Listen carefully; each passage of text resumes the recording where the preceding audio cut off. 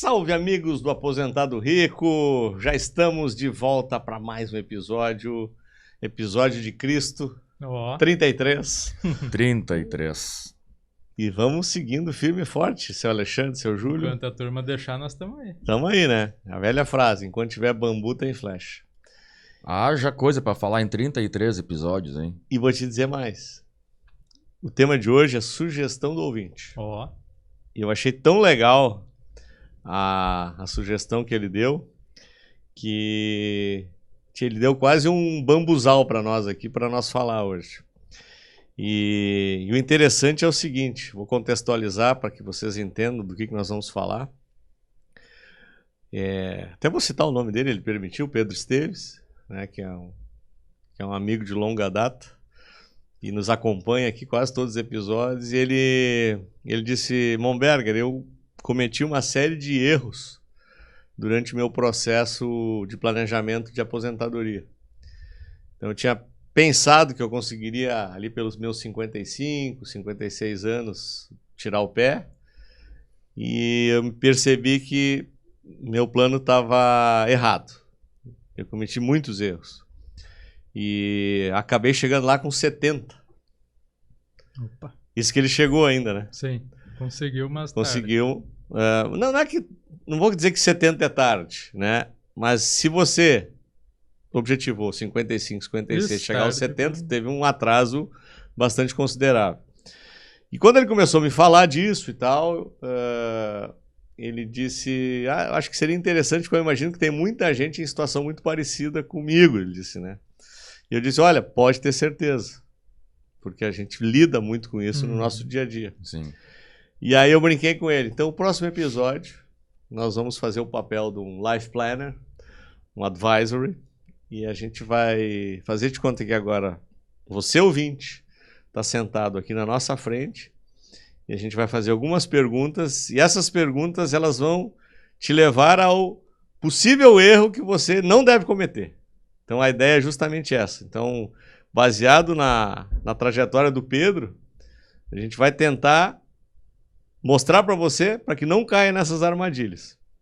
E se a gente for analisar o que aconteceu com o Pedro, foi o seguinte: falta de educação financeira e falta de orientação profissional. Exatamente. E acho que tem uma coisa importante que está contextualizada dentro disso, que é a falta de cultura financeira, né? Da gente, até por necessidade, quem tem a idade do Pedro já viveu muitas incertezas econômicas aqui no Brasil. Quem acha que tem incerteza hoje não viu o que aconteceu no passado. E nessas incertezas te faz até viver muito mais no presente do que no futuro, né? Planejar como é que é no Brasil, até o passado é incerto. Vamos até contextualizando a questão. Pedro, com 70 e poucos anos hoje, ele vivenciou todo aquele inferno inflacionário lá da década de 80 no Brasil.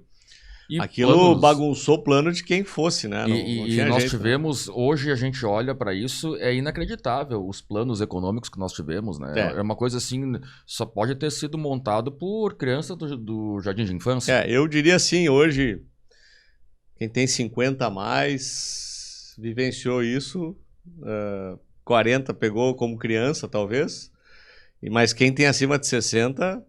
com certeza sentiu na pele esse negócio. E o pessoal que está com 20, 30, não faz ideia do que seja. E tem uma coisa interessante, André. Eu não sei se nós já vamos falar agora, já vamos entrar no... Não temos nenhum recado, nenhuma... Não? Então já vamos falar direto Tu falou o Pedro, né? Tem 70 anos. Não, ele tem hoje um pouco mais de 70, mas ele conseguiu chegar lá com 70. Pensa assim, ó. Com o que a gente tem hoje, 2024, a gente está gravando 2024 isso, né? Com o que a gente tem hoje na medicina e tal, é muito provável que a gente já comece a viver perto dos 100 anos. Já tem gente que vive até os 100, mas são poucas pessoas, né? Olha, a geração de 20 anos hoje, então, existe uma grande possibilidade. A perspectiva de viver até os 100 é bem maior do que... A do Júlio já também. Tem que me preparar, Alexandre. Ó... Aí pensa assim, ó, ele com 70 conseguiu... Eu e tu vamos antes, Alexandre. Não, pra nós não. Esses dias eu ouvi de um amigo, né, que ele disse, olha, 85 eu assino agora. Eu disse, não, eu pretendo um pouquinho mais, né? Mas pensa assim... Tu sabe, só um parênteses, uma vez eu recebi da Icatu Seguros um teste de longevidade. Que era o seguinte, tu tinha que responder uma série de perguntas sobre o teu estilo de vida e no final ele dizia qual era a tua expectativa de vida. Ó. Eles fazem isso porque, como eles são uma seguradora, faz parte do cálculo de risco da atuarial que eles precisam fazer. E aí eu respondi o teste. E o meu deu 88 e o da Raquel deu 89. Ó. Né? Daí eu ainda disse, vou antes que tu, né? 88 eu acho que tá legal, Tá tio. bom, tá bom. Acho que 88 eu já assino. Tio. Essa garante Chegar 88. bem É. com 88, Não, chegar tá bom. bem, né? Não, chegar babando, aí não, né? Até é interessante, né? Um dos meus objetivos é viver até o 100, no mínimo até o 100, com qualidade, né? Eu não quero ficar dependendo de... Dando trabalho. Dando trabalho. Se é pra dar trabalho, então a gente vai Aliás, antes, meu pai né? tá com 87 e tá bem pra caramba. Tá bem. Ó. Tá muito bem.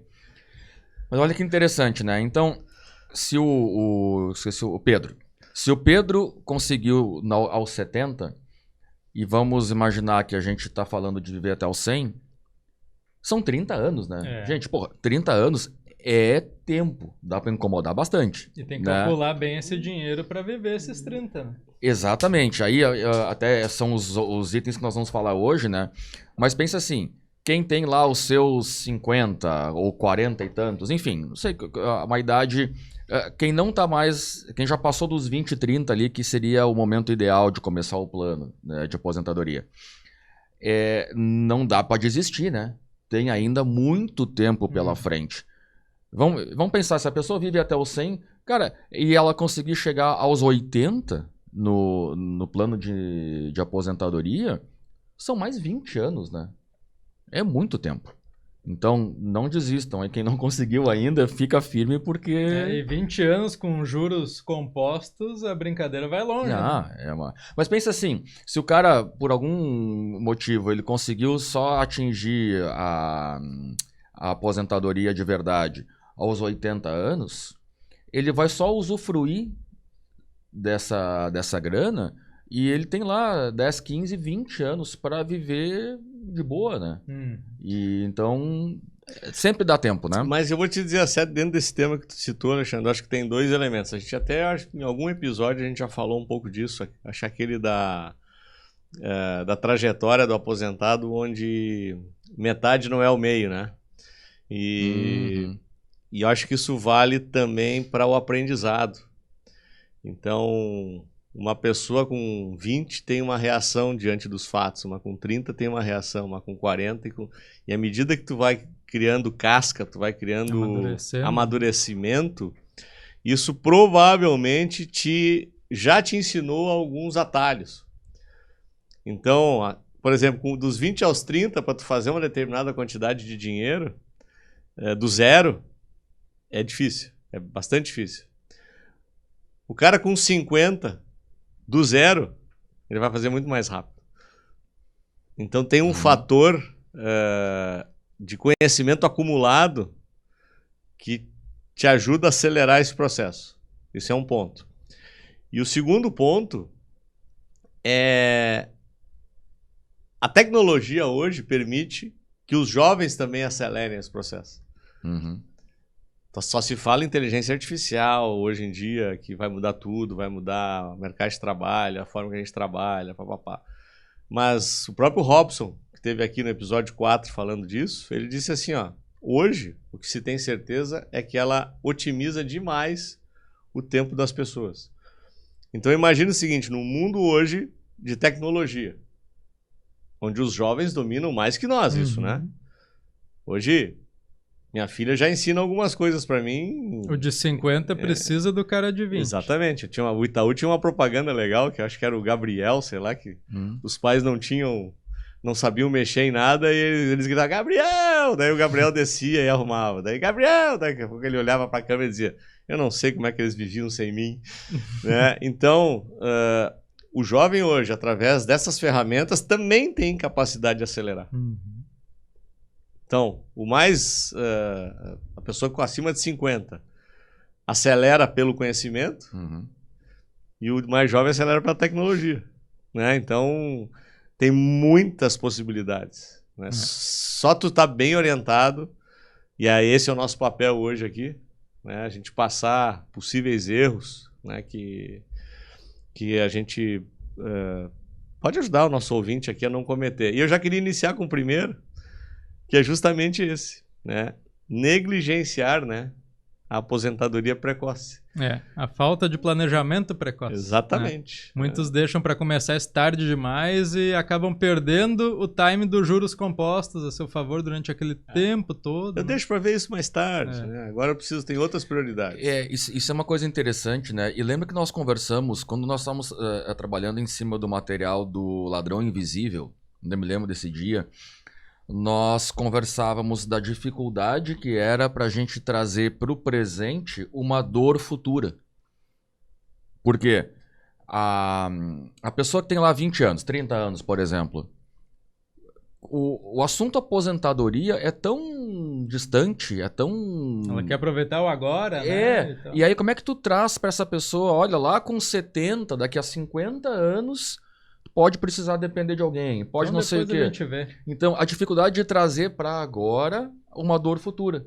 Né? Isso apareceu claramente. Teve um trabalho que o Ministério da Previdência fez, quando eles estavam trabalhando a reforma. Eles entrevistaram uma série de pessoas da geração entre 20 e 30 anos, perguntando o que estava achando da reforma da Previdência. Sabe qual foi a principal resposta? Não faço ideia. Tá nem aí, né? E nem tem interesse em saber. Que reforma? Que reforma? O que é esperado, inclusive. Que aposentadoria, né? E então reflete um pouco isso. Mas sabe, André, eu já falei isso aqui em algum episódio. Eu li uma matéria sobre, esqueci o nome do David Ogilvy, acho que é o cara da propaganda lá. Publicitário. Publicitário. E aí ele falou de uma campanha que eles fizeram, a indústria do tabaco, lá estava com... Não era do tabaco, algum órgão de saúde, talvez americano, estavam tentando fazer campanha para alertar os jovens que o cigarro fazia mal e não estava dando certo, nada funcionava. E aí ele entrou na campanha e disse, não, mas o jovem não vai prestar atenção nisso, ele se acha indestrutível, ele se acha o Homem de Ferro. Né? Eles mudaram a campanha porque eles não conseguiram trazer para agora vai dar câncer. Sim, vai dar câncer em 30 anos. O que eles fizeram? O jovem quer combater o imperialismo das grandes empresas e tal, e aí eles foram em cima disso, e aí a campanha passou a ter tração. Né? Mudaram o enfoque. Então, é interessante, até é entendível essa questão a negligência com o futuro, porque é muito difícil tu trazer para agora, né? O jovem, o câncer vai dar em 30 anos. Cara, combate então a potência das grandes empresas. Beleza, é isso que eu preciso. Entende? Então, depois a conta chega, mas tu nem... É uma conta invisível, né? E tem um segundo erro, que é aquele de não aproveitar os planos de aposentadoria beneficiados, né? Isso... As pessoas não percebem que elas estão diante do melhor investimento do mundo. Porque como é que funciona isso?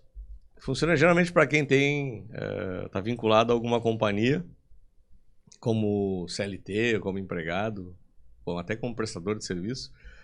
E a empresa oferece um plano de previdência, onde para cada depósito que tu faz, ela dobra o depósito ou até... Faz 2 vezes. Tem empresas que eu sei que botou 500, ela bota 1.000. Olha aí. O normal é dobrar. A média eu acho que é dobrar. Então tu imagina o seguinte, todo mês tu tem um investimento que te rende 100%. Botou 500, ela bota mais 500. Então, muitas vezes as pessoas não percebem que estão diante de uma oportunidade inacreditável. E elas, eu vou contribuir com... geralmente é voluntário, né? Então, eu vou contribuir com 200. A empresa vai lá, bota 200. Não. Tu tem que ir no talo. Vai no máximo. O talo, sei lá, é 20% do salário? Vai nos 20. Mas aí vai me faltar pro mês. Dá um jeito. Isso é um acelerador inacreditável. Porque imagina, o cara ganha 5.000. Bota 1.000. Por quê? É 2.000, 2.500, em casa 3.000. Deixa eu perguntar uma coisa então, André, agora como crítico dessa opinião. E se esse fundo de aposentadoria não é bem gerido? Não tem problema. Pode até ser mal gerido. Uhum. Porque tu tá depositando o dobro do que tu tem capacidade. Ou o triplo. Sim. Se ele render poupança, tá bom, né? Tá bom. Nesse caso. Entendeu? Não tem problema de ser mal gerido. E aí, depois de um determinado tempo, geralmente as companhias, obviamente... Por que a companhia faz isso? Isso é uma estratégia de retenção. Uhum. E eles querem que você fique lá por muito tempo nela. Tá investindo em ti, né? Então, ela tem algumas regras de saída. Tipo, olha, tem um tempo de carência, um vesting, né? Tu não pode mexer antes de 3 anos, 4, 5 anos, não sei o tempo. Cada companhia tem seu critério. É normal isso. Se sair antecipado, tem pênalti. Tem que ter todo esse cuidado. Mas chega um determinado momento que abrem-se janelas de saque.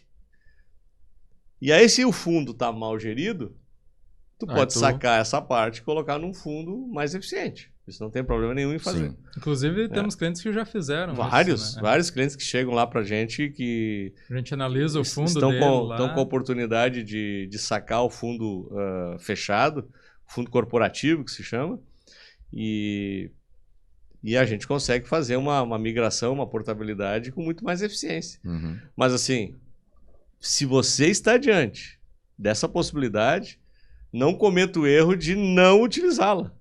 Né? É uma oportunidade de ouro. E aqui tem um exercício bem interessante, né? Se eu posso aplicar 10% do meu salário, ou 20%, por exemplo, é aquilo que tu falou, né, André? Ah, mas se eu fizer isso, vai faltar. Nós já temos um grande de um problema aqui. Se a pessoa está esgoelada hoje no orçamento dela, se não pode tirar 10% ou 20%, não é nem sinal amarelo, é sinal vermelho. Porque, e esse é um exercício bem interessante.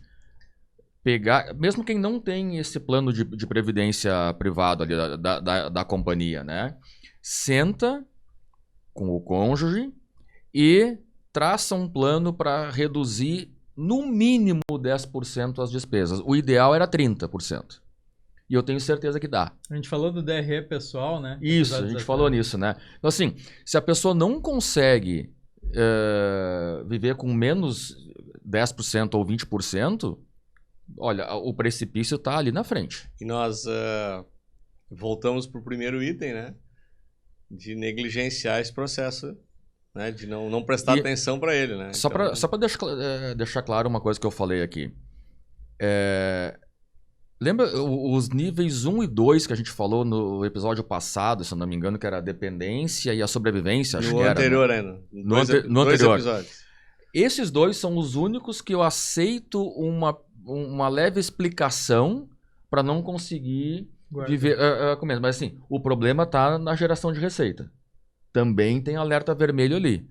Agora, os outros, cara, não existe nenhuma possibilidade de pessoas educadas financeiramente não precisarem viver com 100% da sua... Sim, é inacreditável isso. E voltando ao item de plano de previdência, né, e aposentadoria beneficiada, a gente não pode esquecer que nos planos de previdência privada a gente tem a isenção do Come-Cotas, né?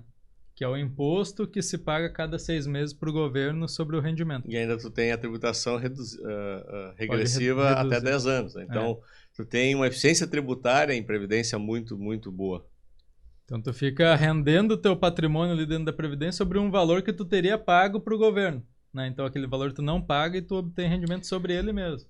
E olha que interessante, né? Tu tá falando agora, eu me lembro, nos Estados Unidos, quando tu fala do 401k, né? O 401k lá. Cara, é um assunto, assim, bastante comum em qualquer roda de conversa. Aqui, aí tu vê como é cultural, né? Aqui, tu já não tem muita gente falando sobre isso. E são duas coisas interessantes lá que acontecem. 401k é bem conversado entre as pessoas. E outra, quantos anos de salário o teu seguro de vida cobre? Uhum. Então as pessoas, muitas vezes a própria companhia oferece esse seguro, mas as pessoas sabem, o seu plano de aposentadoria, quanto que tem de saldo, como é que vai ser o futuro, né? Mas a grande diferença do sistema americano pro nosso, do 401k, é que o 401k é uma conta de acumulação. Uhum. E aqui no Brasil nós temos um sistema de pirâmide. Que quem está entrando embaixo paga por de cima sair. É por isso que o sistema está quebrado. Tá, mas você está falando do sistema público, né? Público. Não, o 401k é público, né? Então, mas ele tem uma pegada privada, né? E assim, o que acontece? E eu não sou especialista nesse assunto, né? Mas até onde eu entendo, tu tem assim a tua própria conta, que eu quero dizer assim... Não, é isso que eu tô falando, uma conta de acumulação. Tu não depende do cara que tá entrando lá embaixo na pirâmide para que o teu dinheiro seja pago na tua aposentadoria. A tua aposentadoria lá depende de ti mesmo. Exatamente. Essa é a diferença. Mas olha só que interessante, culturalmente falando, né? E isso eu acho que é uma coisa que a gente pode implementar aqui. Primeiro, eu olhar para esse negócio e saber... esse nome tem que estar claro no Brasil. Lá, 401k. Todo mundo sabe o que é. Né? Aqui, sabe o que é, sabe quanto tem, sabe como vai se aposentar. Uhum. Tá certo que é um sistema bem mais estável, né? Mas aqui, a gente fala sobre isso e outra coisa. As pessoas sabem lá quantos meses ou quantos anos de vida, de receita, eu vou deixar para minha família se eu morrer. Né? Então, aquela coisa assim, o seguro não é para os viúvos ou viúvas, né, para ficarem milionários. É só para se manter. Durante o luto, tu tem aqui... Eu diria assim, numa realidade não igual, mas muito semelhante, esse sistema da iniciativa das companhias aqui no Brasil é uma forma de 401k. Porque ela acaba sendo meio compulsória. Lá nos Estados Unidos é compulsório, né? Tu é obrigado a contribuir porque eles querem que tu tenha algo lá na frente para receber. Não querem pepino para eles, né? Aqui a previdência privada é isso, só que ela não é obrigatória. Ela é voluntária. E a maioria das pessoas não faz. As pessoas tinham que fazer dela uma obrigação, né? Tinham que fazer dela uma obrigação. Exatamente, é isso aí. Então, tem semelhanças, mas a diferença é na forma de conduzir. Né? Então, trazendo de novo para o nosso item aqui, seja através de um plano dentro da companhia onde você tem esse benefício, ou seja, você tendo que criar o seu plano de aposentadoria privado, ele tem que estar no teu radar. Ele tem que estar lá. E aqui tem uma... Fala, Júlio. Não, e aí já linka com o terceiro item aqui da nossa lista, que é uma vida incompatível com os objetivos de poupança, né? Que é o que tu falou também da DRE pessoal. Esse tema a gente já debateu aqui. Eu acho que se a pessoa faz uma maratona do Aposentado Rico, ela vai ouvir nós falar disso umas 60 mil vezes. E tu sabe que é interessante, André? Assim mesmo não cai a ficha, né? A gente bate e me chama a atenção uma coisa assim. Quando a gente compara o sistema americano ou qualquer outro sistema, que na nossa comparação são sistemas mais avançados, mais evoluídos, vamos chamar assim, a gente compara com o Brasil. Só que quando a gente está falando de alguém que trabalha numa companhia que oferece o 401k, que a gente está falando, as pessoas que nos acompanham num podcast como esse, nós já estamos falando de uma parcela reduzida da população. Extremamente reduzido. Né? Então, assim, dá para comparar direitinho o geralzão americano com essa parcela mais reduzida aqui. Então, gente, é assim, ó, é obrigação. Quem trabalha numa companhia que oferece isso, quem assiste um podcast como esse, é obrigação essa pessoa ter sucesso financeiro. Entende? É totalmente diferente dos milhões de trabalhadores que ficam no nível 1 e 2 lá que a gente falou esses tempos. Né? Então, dificilmente sai, inclusive. Né? Dificilmente sai. Alguém falou esses tempos que o pobre mesmo, assim, pobre de verdade, leva 8 ou 9 gerações para essa família sair da pobreza.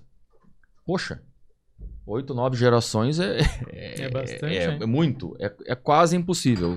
Eu diria que hoje em dia talvez já esteja mais reduzido. Né? Eu acho que se criou uma tentativa aí de uma rede de proteção, né? Sistema de cotas, né? Para para pessoas que não têm condição, tem os financiamentos educacionais. Então, isso acabou dando acesso a muita gente que não teria acesso à educação. E é latente isso no Brasil. Se você pega qualquer estudo onde você mostra uma família onde ninguém estudou e uma família onde teve gente que estudou, essa família aqui já seguiu um outro rumo.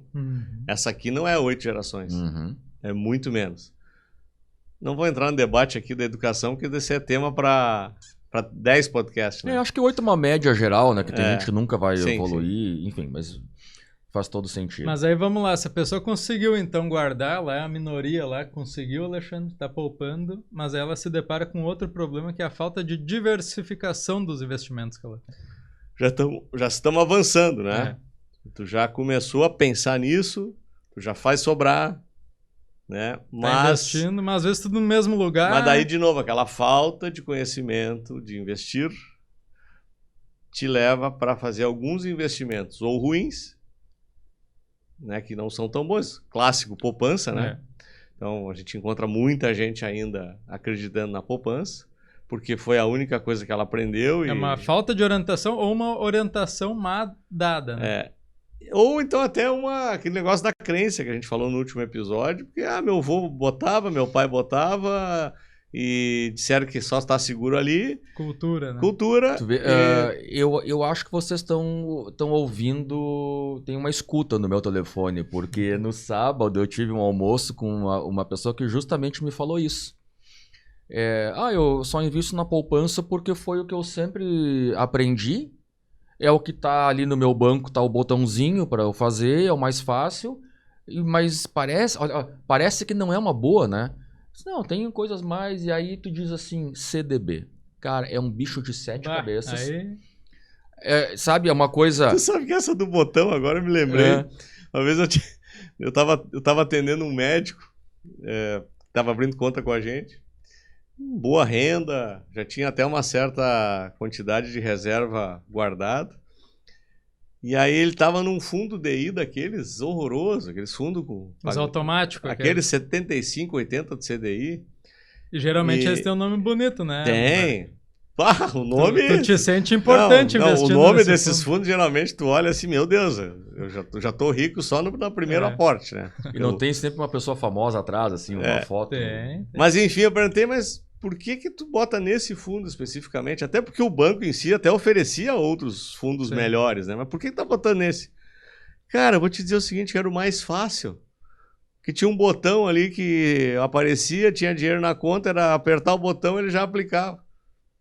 Bem isso que tu falou. Olha só. E aí tu vê, e aí quando eu falei, tem o mais simples seria, pega no teu banco mesmo, né, ou na XP, e tem lá CDB, só as 3 letrinhas. Tá. Nossa, mas aqui tem um 200%, um 100%, um 110%. Eu digo, meu Deus do céu, agora complicou. Então, a coisa já é difícil. Quer dizer, se torna fácil assim que a gente, depois de 2 minutos estudando, a gente aprende. Mas antes disso, é complicado. É que nem falar com um médico e ele diz o nome técnico da coisa que tu tá sentindo. Tem 2 caminhos óbvios aqui, tá? O primeiro deles, existe material hoje farto na internet sobre isso, gratuito, né? E você assistindo aí 2, 3 vídeos, isso já vai clarear.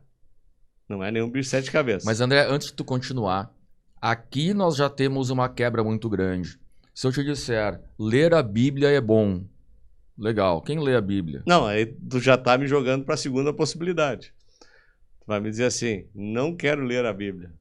Não quero assistir vídeo na internet, não me interesso por esse tema. Tem N profissionais hoje, altamente treinados no mercado, para te ajudar. Que há 20 anos atrás não existia. Tá falando de mim, Alexandre. Ó, viu? Não, ele já se antecipou, ia dizer, ó. E agora tu fala dele, estamos diante... um outro cara também bem experiente. Também. E se vocês não derem certo, aí fala comigo. Isso se chama levantar a bola para si mesmo, né? De forma sincera aqui, né? A gente tá abrindo o jogo. Não, mas é isso mesmo. Né? Então hoje tem essa ajuda profissional que certamente a gente tem capacidade de ajudar e orientar. Não sei nada. Calma. Tem saída. Uhum. Então, não tem desculpa hoje para investir mal. Ou vai aprender sozinho, ou vai buscar ajuda. Né? Não tem por que não fazer qualquer um desses dois caminhos. E aqui tem uma coisa bem interessante, né, André? Enquanto tu fala, e nós falando sobre isso, pode até parecer arrogante. Pô, como não sabe o que é um CDB? Como assim, né? Eu me lembro, antes de eu poder ter um acompanhamento de nutricionista, eu li que o tal da proteína era importante para dar energia, não sei o quê, e eu me empanturrava desse negócio antes de correr. Tudo errado. Tudo errado. Parecia que eu comia um churrasco antes de ir correr, que eu fazia, não era só proteína, né, Júlia? Era um monte de coisa. Sim. E aí, quando eu fui numa pessoa especializada, ela olhou assim, realmente, tu tá usando os componentes certos, mas na ordem errada.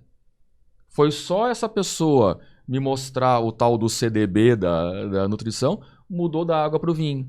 Mas então eu fiz a mesma coisa, né, dessa pessoa que eu conversei, que, nossa, CDB e coisa, é capaz de colocar num CDB 75% e acho que tá tudo certo, porque tá no CDB. Quando na verdade não é isso, né? Uhum. Então nós cometemos esse erro antes da gente ter esse conhecimento. E um erro, mais um, ligado aos investimentos. Essa pessoa, ela, muitas vezes, ignora a inflação, né? Ela faz um cálculo hoje, eu tô com 30 anos, quero me aposentar com 60, com 5 milhões, né? Isso vai me render X. Ela tem que atualizar isso, né? No mínimo anualmente, atualizar o aporte que ela faz, porque os 5 milhões de hoje é diferente de daqui a 20, 30 anos. A gente já até fez uma brincadeira com a questão do cara chegar no primeiro milhão, né? Se formos hoje, pega lá, 25, 30 anos atrás, tu tem 1 milhão, Pô? Era um bom dinheiro. Hoje, para ter aquele mesmo 1 milhão, lá do início do plano real, tu tem que ter 5 milhões hoje.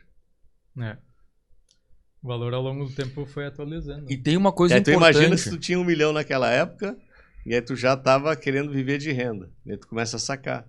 E tudo bem, tu vai deixando esse 1 milhão. Vai deixando esse 1 milhão, mas tu tá sacando o rendimento o tempo inteiro. O tempo inteiro. Tu chega em 2024, 30 anos depois, com 20% do teu valor. É verdade. Tu perdeu 80% do teu poder de compra. Achando que tá fazendo certo. Achando que tá fazendo certo. E tem outra coisa importante aqui, né? Quando a gente fala de inflação, é a inflação de cada um. Isso é um outro complicador. Vamos lá. Qual é a inflação oficial do governo? Não dá para acreditar nisso nunca. Não tem nada a ver com a minha inflação particular. Por exemplo, o churrasco que eu faço no final de semana, quanto que aumentou ou diminuiu do último ano? O carro que eu compro, a casa que eu moro, a escola das minhas filhas, não tem nada a ver com a inflação do governo. Quem tem lá a sua moradia reajustada por IGPM, coisa, até segue um certo índice, né? Mas a inflação de cada um de nós... Hein, André, pensa... Como é que era a tua... Quanto é a tua inflação anual? Eu acho que alguns bens até seguem a inflação meio que oficial, que a gente diz, né? Mas tu tem teus próprios bens ali que tu consome, que muitas vezes tem um valor mais alto do que a gasolina que tu bota, que vai mais ou menos pela inflação, né? E acaba falando muito mais alto no teu orçamento. Vamos longe. Qual é um dos principais itens de preocupação de quem chega acima de 60 anos? Saúde. Como é que reajusta o plano de saúde? Tá aí, ó. Esse é só esse item. O meu plano de saúde, que é empresarial, ele não reajusta menos do que 15%, 20% todo ano. Pois é. Sempre tem motivo para reajustar isso. E tem o seguinte, né, André? Tem a própria inflação, a própria correção dos valores, mas tem também a mudança no estilo de vida. Seja, no plano de saúde, a gente passa por faixas de idade lá, né? Não tem como fugir disso. Sim. Só vai aumentar. Não é inflação, mas é um reajuste. Tem a própria mudança de estilo de vida. Às vezes para mais, às vezes para menos. Geralmente para mais, né? Geralmente para mais. Então, tudo isso tem que ser contemplado. Eu não sei se dá para chamar de inflação, né, Júlio? Mas assim, as pessoas têm que colocar lá, uma vez por ano, olhar para os seus números e identificar. O meu custo de moradia ele aumentou 20%. Meu custo de plano de saúde aumentou 15%. Ah, mas a inflação oficial é 8%. Sim, meu amigo, não tem nada a ver com a história. Aí agora, tu tem filha com 19, 20 anos, né? É mais um carro em casa. Ok, não dá para chamar de inflação, mas tu tem que estar preparado. Mas é um aumento de gasto. É um aumento de gasto. Então eu até usei teu item aqui, Júlio, de inflação para colocar outras coisas junto. Claro, né? claro. Mas é importante. Aí se a pessoa faz um planejamento, né, André, com inflação... Quanto é a inflação hoje até? 4,5%. Tá? 4,5%. Então eu vou reajustar 6% ao ano como de inflação. Vou dar um percentualzinho a mais lá. Também, ok, não fica tão ruim. Mas talvez não chega na tua. Mas eu acho que não chega a 20% lá que tu falou do milhão. Eu diria que o plano de saúde é o pior dos mundos em relação a reajuste. Via de regra, no tempo, tá? Tem estudos já que mostram isso, apesar da inflação oficial no curto prazo, muitas vezes ela não representar a tua inflação, ela no decorrer de um determinado período, ela acaba sendo bem representativa, porque tem alguns preços que represam. Eu vou te dar um exemplo. Eu consumo muita carne lá em casa. E tem um fornecedor que acho que eu te indiquei ele, inclusive. Sim, eu compro dele. Já está comprando. Ele leva em casa e tal, encaixotadinha, carne de altíssima qualidade. Eu já compro dele há 2 anos. Fazem 2 anos que é a mesma tabela de preço. Opa, me indica esse aí também. E... eu vou comparar se para mim também é a mesma tabela. Já vou fazer esse... E, inclusive, eu vou te dizer mais. Algumas carnes, inclusive, baixaram um pouco de preço.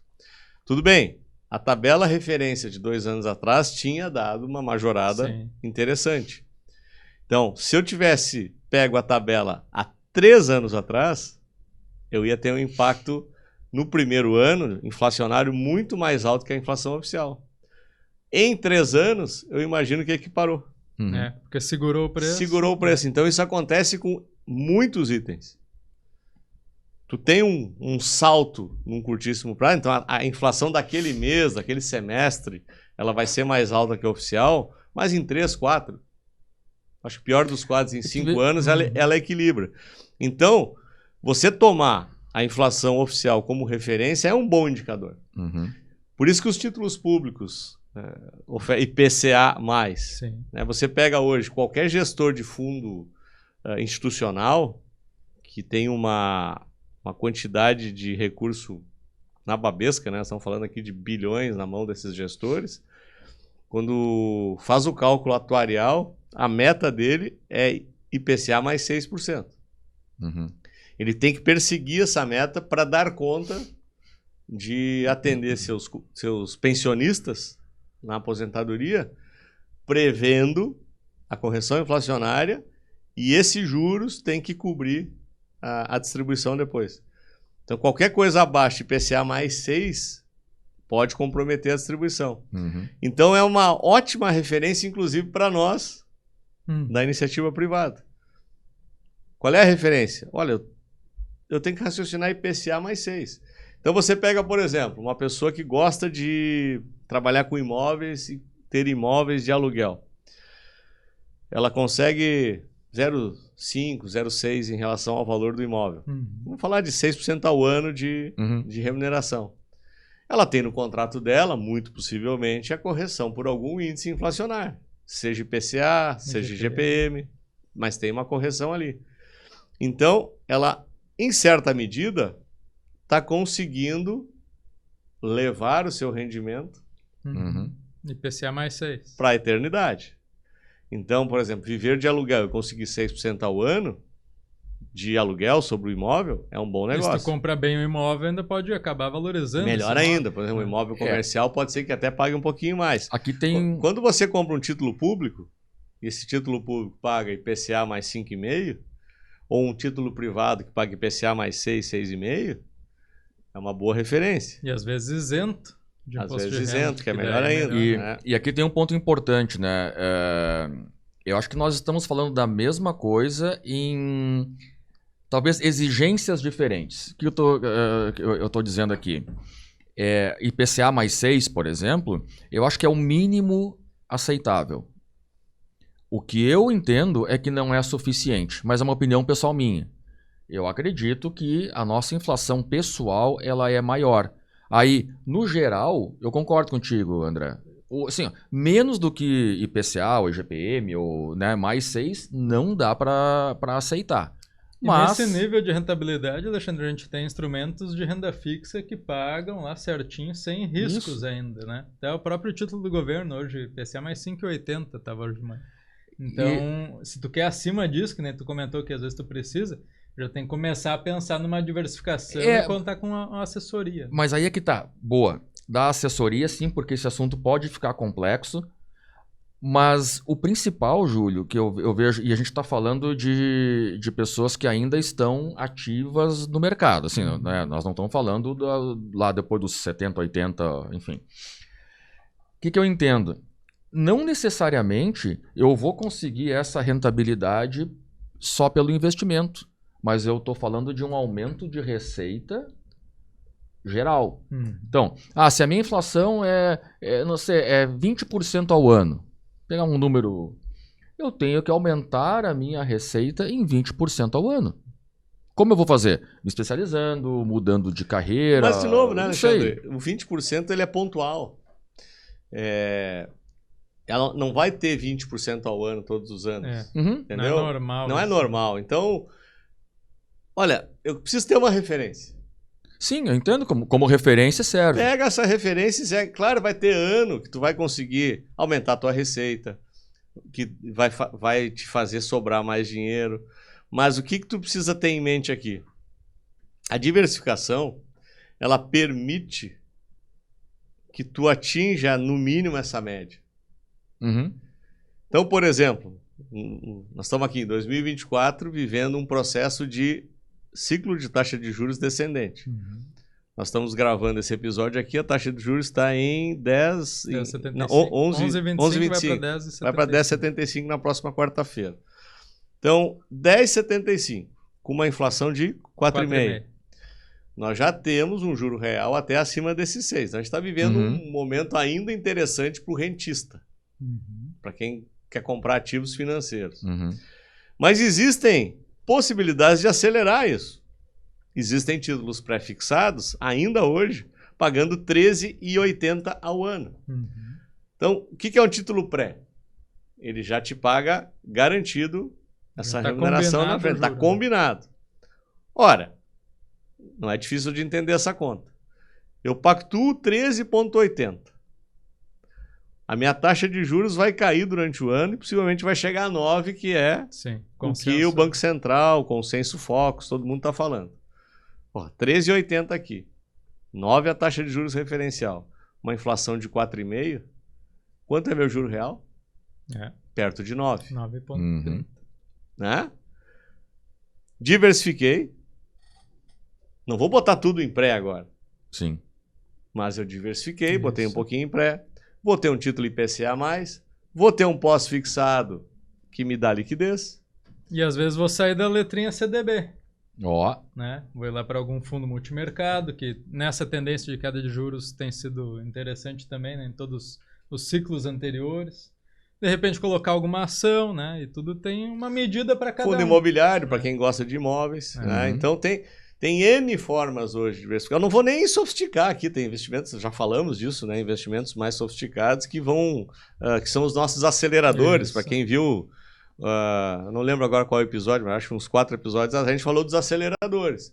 Né? O acelerador é um determinado estágio de acumulação que tu chegou que te permite apertar aquele botão pro exponencial e ir mais longe. Nem vou chegar nesses. Eu estou falando pro cara que não, quero me preocupar agora com o nível de diversificação. Eu só tenho dinheiro na poupança. Pelo amor de Deus. Abre a tua mente. Né? E aqui tem um item bem importante, né? Que é assim, a gente está falando, o cara que tem a opção do plano de aposentadoria lá da empresa e não usa, né? Uma baita de uma burrice isso.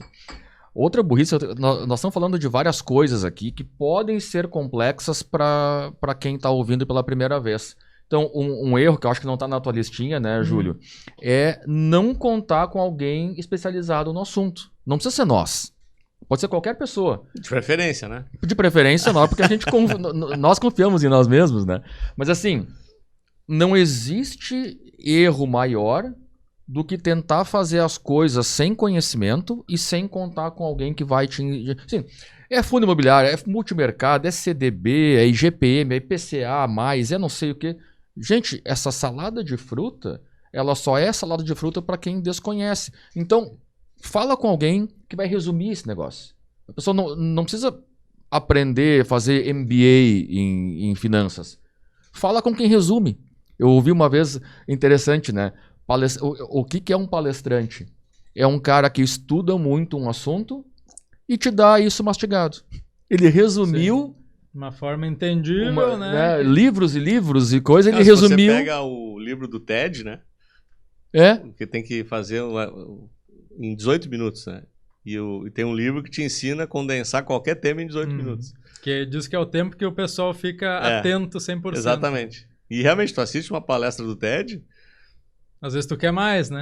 Não, óbvio, mas tu já sai com alguma pílula dali, né? Então, assim, um dos erros, né, que as pessoas não podem cometer é não contar com quem possa, com quem traz esse negócio mastigado. Sempre a pessoa que vai decidir o que fazer. Mas multimercado, mas que negócio é esse aí, Júlio? Tu vai ensinar para a pessoa, vai resumir para ela em 2 minutos o que é. Ela decide, eu gosto ou não gosto. Gosto? Beleza. Existem essas opções aqui. Quanto a gente vai colocar nisso? Eu recomendo que ponha isso, que aquilo, não sei o que, e a pessoa vai aceitar ou não. Ao contrário do tudo na poupança, por exemplo. E vai muito do perfil, né? Lá a pessoa chega em nós, eu quero investir em ações. Nunca investiu? Não. Olha, então talvez, vamos botar ali 1% da tua carteira, e às vezes a pessoa não dorme de noite com esse 1%. Aí a gente já identifica, né? Então vai muito de fazer esse trabalho. Ou então até aprender a conviver com isso, né? Tu pode, num determinado momento, achar que tu não é afeito a esse tipo de risco, toma uma primeira, toma uma segunda, né? É que nem aquele pão que vai sendo amassado e amaciado, né? Daqui a pouco diz, já me acostumei com isso, vamos continuar aqui. Também. Né? Deixa eu contar uma história engraçada aqui. Eu morria de medo de montanha-russa, tá? Mas assim, de não chegar nem perto. E eu decidi que eu ia superar esse medo. Aí fui num parque, tava com a família toda e disse, fiquem aí que eu vou me aventurar. Se eu não voltar é porque eu morri do coração. E fui andar na montanha. Do coração. Um pavor, sério. Antes de entrar na... Chega desmaiado. Mas aí tu começou na xícara maluca. Não. Só, eu fui numa lightzinha, mas, né, sério, eu suava parado, assim, era um negócio... Foi na do pica-pau. Aí eu fui e tal, beleza, agora eu acho que eu vou numa mais fortinha aqui, eu vou, né? E eu olhava pra ela, e acho que vai dar. Me concentrei, tomei coragem e foi. Quando começou a andar, rapaz, me deu um desespero e eu não tinha como sair daquilo.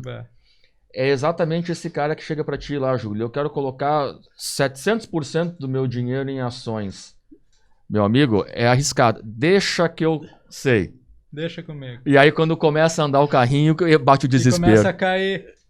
E aí não tem como sair. E na montanha-russa é pior, que tu começa subindo. Tá, tamo bem. Aí vou botar mais. Vai descer. Tem um vídeo que o Júlio me mandou esses dias de um cara desses traders que opera ao vivo. E... O cara que desmaiou? Chega a ser engraçado. O cara perdeu 400 mil em segundos. Inacreditável. E ele desmaiou. Desmaiou ao vivo. Então, é importante... então, só para fechar, essa questão do entrar no carrinho da montanha-russa, né? Tu sabe que dá medo. Tem subidas, tem descidas. Né? Mas tu não viveu ainda. Então, assim, não vai na montanha-russa mais forte. Vai na xícara, como é que é? Na xícara maluca? Xícara maluca. É o que a gente fala, tu tem que começar gradativamente a sentir o risco de forma segura. Hoje o mercado oferece, por exemplo, operações estruturadas, que são operações que você bota derivativos junto, que te dão uma proteção. especialmente para queda. Então, a gente até sugere hoje, né, o pessoal que chega que quer começar a mexer com ações, diz, olha, vamos começar com uma operação estruturada. Até pode parecer uma operação complexa, ela, na sua essência, é uma operação complexa, mas ela simplesmente ela te protege. Então, precisa da ajuda profissional para fazer, dificilmente vai conseguir fazer isso sozinho, mas é uma forma segura de tu entrar, por exemplo, no mercado. Começa já a sentir um pouco, né? Vai colocando um pouquinho, vai sentindo. Então, acho que esse é o segredo. Nós temos 2 erros ainda. O primeiro deles, retiradas antecipadas. Né? Esse penalidades severas que... Esse é mortal. Isso me dá uma pontada no coração. Alexandre, esse é mortal. Volta umas casas no tabuleiro aí. Volta a casa no tabuleiro. Porque esse é, de novo, as armadilhas do consumo, as armadilhas do ego, as armadilhas da imagem. Tem N coisas que acontecem na nossa vida que provocam muitas vezes a gente sair do rumo. Né? Eu não estou falando aqui de emergência, de tragédia, de aconteceu algo que eu realmente preciso. Isso pode acontecer na vida de qualquer um. Mas eu estou me falando assim, não, eu preciso viver melhor agora já, no D0. Para isso eu vou pegar parte dessa reserva acumulada. Ah, esse carro aqui que eu tenho não representa o que eu sou. Precisa aquele 0 da propaganda. Não, eu preciso ter carrão. Principalmente se tiver símbolo de classe A, né? Tu acredita que eu descobri que tem um grupo que só pode entrar quem tem Porsche? É? Tem da Harley, tem vários grupinhos assim. Imagina. Tu só entra se tiver Porsche. Tá bom, muito obrigado. Que bobagem, né? Se ele quiser entrar, ele tá com um problema na mão, né? Se ele quiser e entrar, atrasa ele tá a com vida problema dele na ali mão. da aposentadoria. E aqui, eu acho que remete... todos os erros, eles estão interconectados, né? Estão interligados, tá? Mas aí, esse de retirar do plano do 401k, coisa, isso é um assassinato, na verdade. Sendo bem sincero. Por quê? A gente está falando, na maioria dos casos aqui, de pais e mães de família. Tu antecipar futuro, tu consumir o teu futuro agora, tu tá literalmente assassinando o futuro da tua família. Por quê? Por um desregramento. Tem gente que tira da aposentadoria pagando um pênalti gigante para pagar contas mensais. Poxa, gente, isso aí... Vamos lá. Essas pessoas, primeiro, não têm a mínima noção do que estão fazendo. Estão assassinando o seu futuro. E não estão vivendo bem, com certeza. E assim, era muito mais fácil arrumar uma forma de organizar a casa e fazer mais receita do que matar o futuro. Nossa, isso aí não... Ou controlar o ego, né? Devia ser proibido um negócio desse, sabe? Mas essa é a ideia. O que eu tenho que fazer a mais para ter o direito de conquistar aquilo, né? Eu até vou te dizer assim, ó, essas pessoas que, claro, tirando, André, que tu falou de imprevistos, a vida tá aí para nos apresentar essas coisas, né? Tirando casos, tirando as exceções, a pessoa, né, isso é utópico, mas para poder entrar num plano desses, eu acho que ela devia passar por um teste. Ela devia passar por uma preparação. Quando a gente vai dirigir, a gente tem que tirar a carteira. A gente tem que ser habilitado para fazer aquilo. Quando um médico vai operar alguém, ele tem que ser habilitado, né? Para eu entrar no mundo financeiro, eu deveria ser habilitado também. Mas aqui, Alexandre, nós já falamos isso também. Eu já repeti essa frase aqui no mínimo umas 5 vezes em episódios diferentes. Essa equação é simples de identificar. Primeira pergunta. É ativo ou passivo?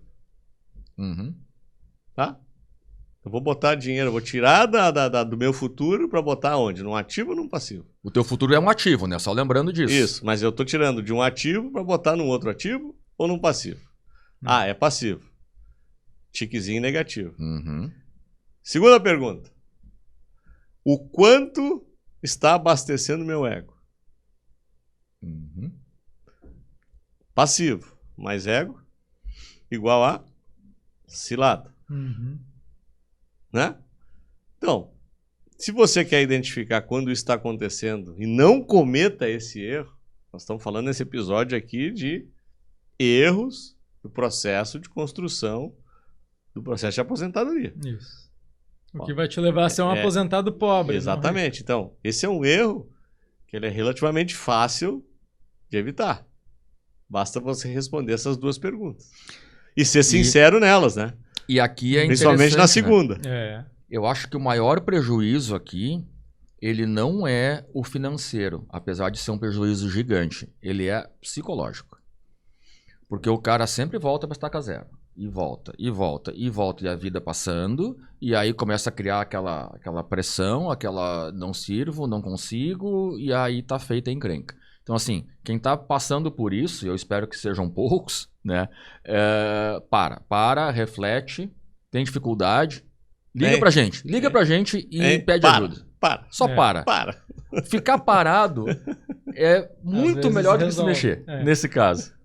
Mas vamos dizer então que a pessoa não cometeu esses erros e ela conseguiu conquistar lá um patrimônio, né? Tá chegando perto até da hora de se aposentar.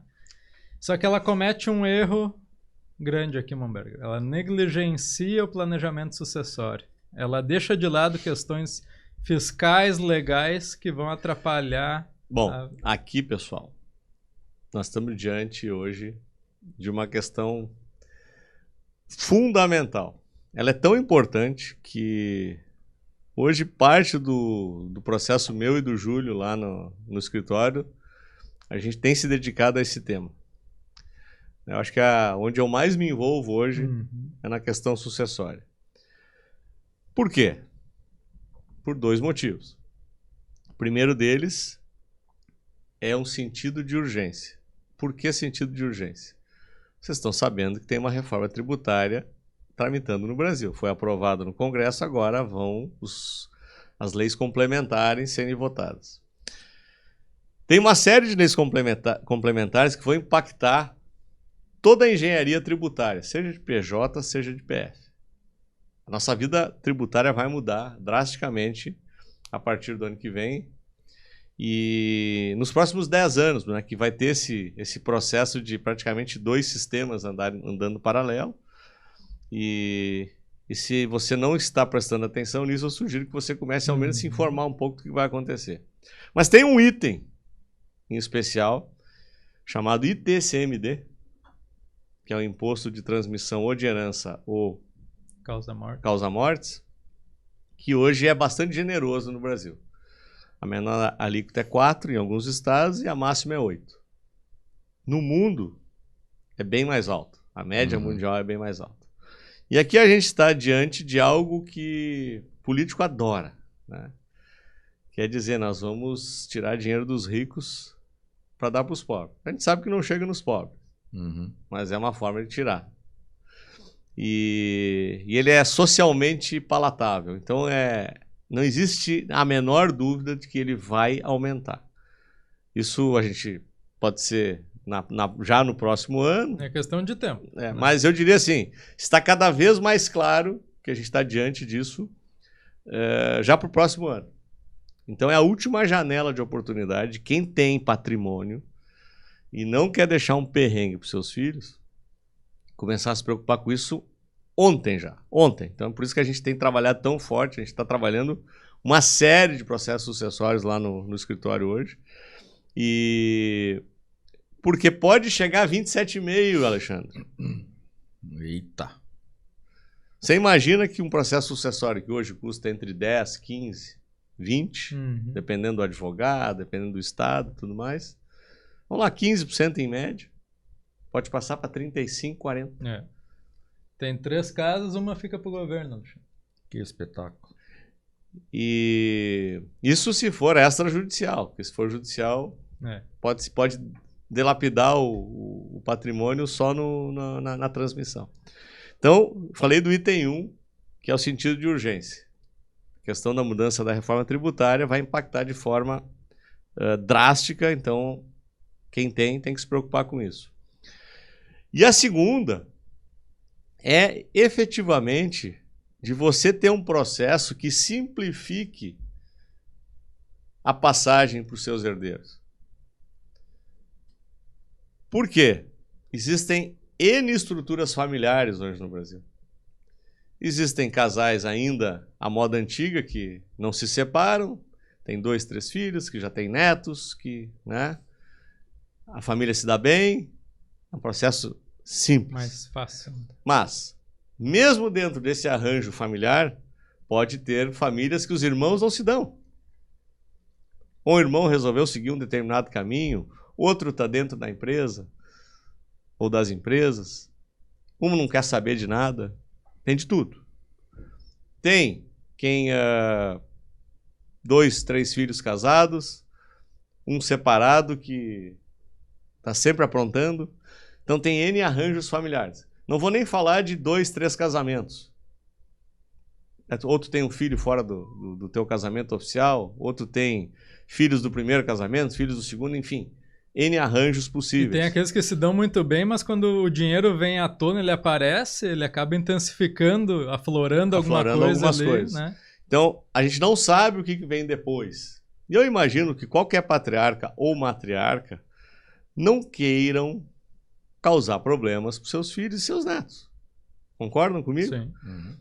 Então, é uma forma de desenhar o que eu chamo de governança familiar. Então, além da arquitetura de sucessão, a gente geralmente sugere que se faça uma governança familiar. O que é essa governança familiar? É o regramento de como é que as coisas vão funcionar. Uhum. Eu estava assistindo um vídeo do falecido Abílio Diniz. Uhum. Tem muito vídeo dele rolando agora em função da morte. E ele falou um negócio interessantíssimo. Ele disse qual foi o maior erro que ele cometeu na vida. Foi o negócio com o grupo Cassino lá de Portugal. E ele disse assim, sabe por que foi? Eu teria feito tudo de novo. Eu só teria lido o contrato melhor. Uhum. E teria mudado pequenos elementos naquele contrato que teriam evitado o que aconteceu. Então, o combinado não custa caro. Então, a partir do momento que tem um arranjo familiar, olha, o regramento da família vai ser esse. Ah, nora comunica? Ah, não, nora não comunica. Nora comunica? Sim, comunica. Ah, se morre um filho, vai direto para os netos? Uhum. O arranjo que for, não interessa. Você, como dono do patrimônio, você decide essas regras. Não é reinventar a roda, né, Júlio? Não é inventar as regras, é só descrevê-las. Então, resumindo de novo. Primeira, sentido de urgência em função da mudança da reforma tributária. Segundo, seu arranjo familiar. Para deixar tudo muito bem desenhado, para não ter briga. Porque o que a gente tem de conhecimento de gente brigando na justiça depois que o dono do dinheiro morreu, é um negócio bizarro. Só tem 2 caras que ganham nessa história, os advogados e o governo. Uhum. Né? Então a gente não precisa passar por isso. Tem hoje instrumentos muito simples, dominados, tem empresas especializadas nisso, inclusive a gente tem ajudado vários clientes a fazer também, para que não se cometa esse erro. É um erro, hoje, para quem tem patrimônio, obviamente, para deixar, né? Uhum. Eu imagino que os nossos ouvintes aqui, se não tem, eles pretendam ter, né? Mas até a gente conversou aqui no outro episódio, que nós tivemos um convidado, que eu esqueci o nome dele agora. O Maurício? Maurício. Isso. Onde ele comentou, né? Até quem está começando a sua construção patrimonial já pode começar da forma correta. Né? Não vai criar uma estrutura gigante, porque não precisa, mas começa da forma certa, né? Então, e é barato, é acessível, e já faz a coisa certa desde o início. Pensando antes, né? Inclusive, economiza-se muito, né? É verdade. Já adquire da forma correta bens, né? Isso aí. Tu já pode, por exemplo, a partir do momento da criação, um exemplo, né? A criação de uma holding imobiliária. Depois de um determinado momento, você faz a holding comprar os imóveis. Se tu passa de ti para ela, tem um custo que tu já teve quando tu comprou, né? Então tu acaba economizando bastante. Tem mais bem, erros? Erros teríamos. Acho que tá bom, né? né? Até tem, mas o nosso tempo acabou de novo. Deus, o livro. Sabe que cada episódio que a gente inicia aqui, eu sempre fico me perguntando, será que a gente vai ter tema suficiente, né? Tem mais algum assunto na manga se faltar, né? E todos eles terminam faltando tempo para que a gente consiga Por concluir. 33 vezes nós Conseguiu. estouramos o tempo, né? Ou seja, nós nunca conseguimos ficar dentro do... E esse é um tema trazido pela audiência, né? Então, se você do outro lado tem algum tema, algo que você queira compartilhar com a gente, uma dificuldade, né? Ou um sucesso que você teve, compartilha, a gente coloca aqui na roda, né? Na verdade, a nossa ideia é que você alimente aqui o nosso podcast, porque ele é feito de nós para vocês, né? Então, não adianta a gente ficar falando aqui de temas que não me interessa, né? Então, se você puder sugerir, assim como o Pedro fez, que gerou... Acho que ficou bacana esse episódio aqui, né? Eu acho que é bastante útil aí para quem está em processo. Por favor, envie-nos, que será muito bem recebido. E a gente, como sempre, agradece a sua audiência e gostaríamos de vê-lo no próximo episódio do Aposentado Rico. Até mais. Até lá.